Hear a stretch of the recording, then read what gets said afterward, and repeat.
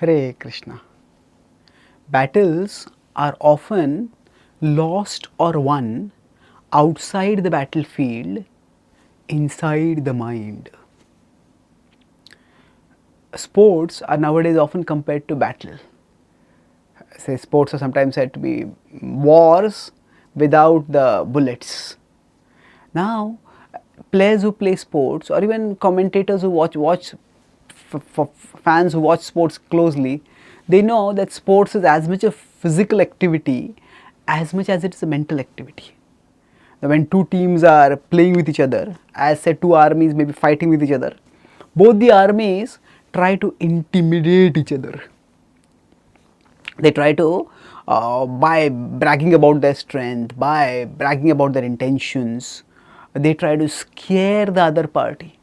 And they know that if the other party loses the will to fight, then half the battle is won. Even if they have the resources to fight, if they have lost the will to fight, after all, that spirit of fighting, the will of fighting is the strongest resource. If that is lost, then it is almost as much as if the battle is lost. Knowing this, there always the armies try to intimidate each other. And those who are fighters, they have to be strong mentally. Otherwise, they will lose before even the battle begins. This is what we see in the Bhagavad Gita. Arjuna is the foremost archer of his times, and he is on the verge of fighting a battle that he has prepared throughout his life for, that he has performed severe austerities to get the celestial weapons with which to fight in this war. And yet, at the start of the war,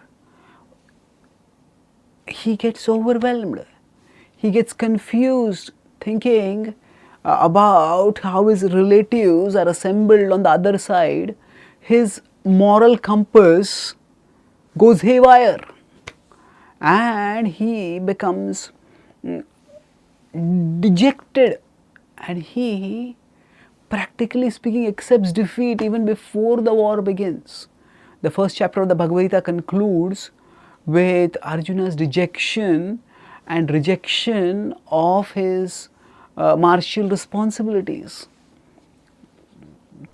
Visrujya sasharam chapam shoka samvigna manasaha. So, evam uktva Arjuna sankhe rathopastha upavishat visrujya sasharam chapam shoka samvigna manasaha. In 1.46 in the Bhagavad Gita, it is stated that in this way Arjuna, after speaking like this on the battlefield to Arjuna, evam uktva Arjuna sankhe rathopastha upavishat, he just sat down on the chariot. Now, a warrior is not meant to sit down on a chariot. The warrior is meant to fight, and fighting requires standing. Just like if a player is, say, fielding in a field, a fielder is meant to stand, cannot just sit down. What to speak of a batsman or a bowler? So sitting itself indicates some reluctance to play, to continue. And then not only that, say in a cricket match, a batsman puts aside the bat and sits on the ground. That means what? The batsman is not ready to play itself. So like that, Arjuna, what he has done? He not only has sat down over there, but also Visrujya sasharam chapam. He's put aside his bow and his arrow. Shoka samvigna manasaha. His mind overwhelmed by grief. 8 verses later, he explicitly says also, Nayotseti govindam, I will not fight. So here, it's almost as if Arjuna has lost the fight before the fight has begun. But thankfully for him, Krishna is by his side. And when Arjuna turns towards Krishna and seeks guidance from him, Shishyasteham shadhimam tvam prapannam. In 2.7 he says that I am your disciple, surrender to you, please instruct me. And Krishna gives him the spiritual wisdom of the Gita, centered on God's indefatigable love for all living beings, which infuses Arjuna with spiritual energy and rejuvenates him. So knowing that keeping ourselves mentally strong is so important, we need to not just prepare for doing things, oh I plan, I'll do this, I'll do that, but we need to protect our mind by giving ourselves regular inputs from the Bhagavad Gita. So when we hear the Bhagavad Gita, we also, like Arjuna, can become filled with spiritual energy to face whatever battles we face in our life.